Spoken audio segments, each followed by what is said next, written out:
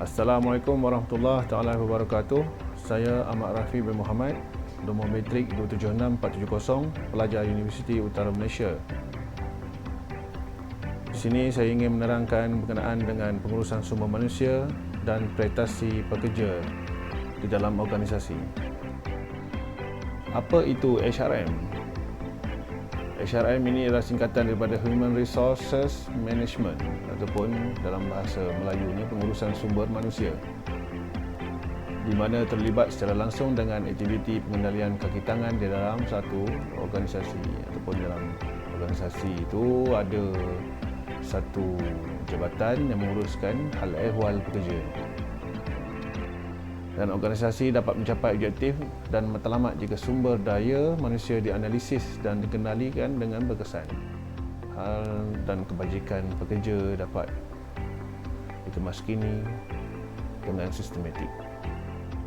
Kita pergi kepada topik perbincangan dalam isu human resource ini ataupun pengurusan sumber manusia ini.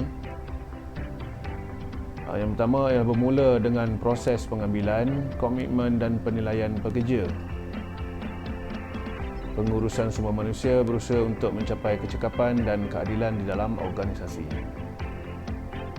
Yang kedua, prestasi kerja dilihat sebagai usaha kerja keras dan kesukarelaan pekerja untuk menyumbang kepada matlamat organisasi. Prestasi juga menunjukkan kefahaman tugas dan tingkah laku pekerja bagi tujuan mencapai matlamat di dalam organisasi ataupun kita kata objektif organisasi itu dapat dicapai. Melalui prestasi yang baik, pekerja akan mendapat benefit ataupun kesan daripada aliran yang positif ini seperti promosi, peningkatan kerjaya di dalam organisasi tersebut.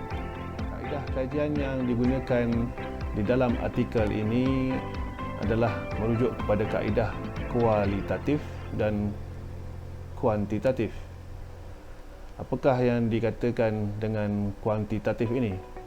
Kuantitatif ialah merujuk kepada data statistik yang didapati daripada hasil soal selidik ke atas kaki tangan organisasi, manakala kaedah kualitatif merujuk kepada soal selidik atau pandangan ke atas kaki tangan, di mana kuantitatif terdapat sejumlah kaki tangan telah mendapat latihan dan menjalani proses peralihan yang positif, manakala kualitatif merujuk kepada kenaikan pangkat pekerja dan pemberian imbuhan adalah kesan daripada memanfaatkan latihan yang telah diberikan untuk mencapai tahap yang lebih baik. Cadangan penambahbaikan, latihan yang cekap, inisiatif dan kreatif, tanggungjawab, pengawasan dan pemimpin teladan. Latihan yang cekap iaitu pelatihan dan pengembangan serta memiliki kedudukan yang strategik dan ia secara langsung dapat memberikan kontribusi terhadap tujuan dan sasaran organisasi. Inisiatif dan kreatif bermaksud pekerja yang berinisiatif dan kreatif menunjukkan tahap motivasi yang tinggi dan juga menunjukkan tahap disiplin yang tinggi. Tanggungjawab pula ialah menyelesaikan tugas dengan sempurna juga merupakan bentuk tanggungjawab terhadap pekerjaan. Pengawasan iaitu pengawasan yang baik sebagai penyelia dalam memerhatikan motivasi masalah konflik yang timbul di antara pekerja dan ditangani untuk meningkatkan kesediaan mereka untuk bekerja. Pemimpin teladan iaitu pemimpin yang diteladani adalah salah satu faktor penunjang disiplin kerja orang bawahannya. Secara keseluruhannya, pengurusan sumber manusia adalah amat penting di dalam organisasi.